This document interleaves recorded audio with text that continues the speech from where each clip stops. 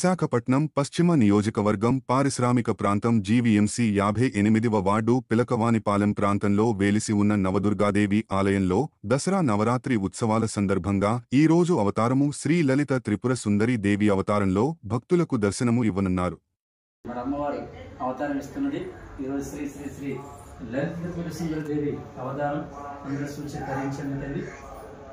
అమ్మవారి దేవి వల్ల అమ్మవారి కన్యాశక్తి వల్ల అందరూ బాగుండాలి, సర్వేజన సుఖంగా బాగుందంటూ ఇద్దరు దుర్మ తల్లిగా అవతారంగా వెలిసిన అమ్మవారు లోకమాత జగజ్జన్ని శరణచంద్ర గ్రహాంబికా దేవత. మరి అమ్మవారి రోజు 6వ రోజు అవతారంగా లలిత త్రిపుర సుందరి దేవిగా అమ్మవారు కొలువై ఉన్నది. అందరూ కూడా తెలిసి ధరించండి.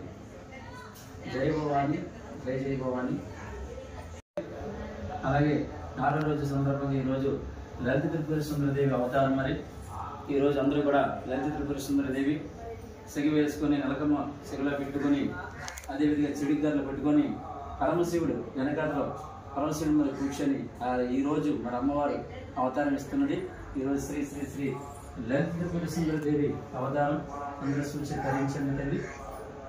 అమ్మవారి దేవి వల్ల అమ్మవారి కన్యాశక్తి వల్ల అందరూ బాగుండాలి, సర్వేజన సుఖంగా బాగుందంటూ ఇద్దరు దుర్మ తల్లిగా అవతారంగా వెలిసిన అమ్మవారు లోకమాత జగజ్జన్ని శరణచంద్ర గ్రహాంబికా దేవత. మరి అమ్మవారి రోజు 6వ రోజు అవతారంగా లలిత త్రిపుర సుందరి దేవిగా అమ్మవారు కొలువై ఉన్నది. అందరూ కూడా తెలిసి ధరించండి. జై భవాని, జై జై భవాని.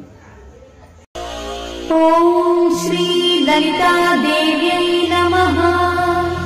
శ్రీ లలితా సహస్రనామ స్తోత్రం ధ్యానం అరుణాం కరుణాతర. ఓం శ్రీ లలితా దేవ్యై నమః.